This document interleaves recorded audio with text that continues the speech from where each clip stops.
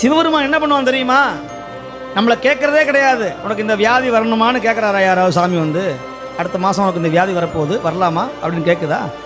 காய்ச்சல் வருவான்னு கேட்குதா? சுகர் வருதுன்னு கேட்குதா? ஹார்ட் அட்டாக் கேட்டால் வருது நம்மக்கிட்ட? லெட்டராக போடுது, எஸ்எம்எஸ் அனுப்புது. நான் அடுத்த மாதம் இந்த தேதிக்கு 12 மணிக்கு நீங்கள் தூங்கும்போது நான் நெஞ்சு வழியாக வருவேன், அப்புறம் நீங்கள் 108க்கு முன்னாடியே ஃபோன் பண்ணிடுங்கன்னு அப்படின்னு சொல்லுதா? சொல்லாமல் கதவை திறந்து கொண்டு அனுமதி இல்லாமல் வருதா இல்லையா? இதை வினையை ஊட்டுகிறான். சும்மா தனு வருமா?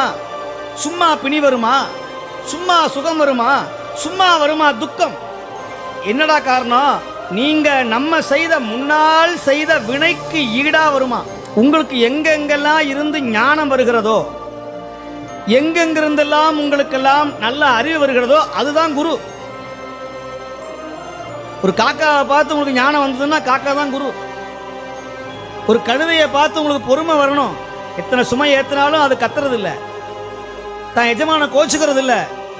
இதை அழகா சொன்னால் குருஞான சம்பந்தர். கணக்கும் பொதிக்கும் அதை சுமக்கிற எருதுக்கும் தன் இச்சை கண்டதுண்டோ? முதலாளி மாட்டை கேட்டு சுமையை ஏத்துறதில்லை, இருக்கிற வரைக்கும் ஏத்து தாங்குற வரைக்கும் தாங்கட்டும் மாடு. இந்த மாடு படுக்கிறது இல்லை, அதுக்கும் தெரியும். இந்த மாதிரி தான் ஒரு குரு இருக்கணும், ஒரு அடியார் இருக்கணும்னு சொல்றார் குருஞான சம்பந்தர்.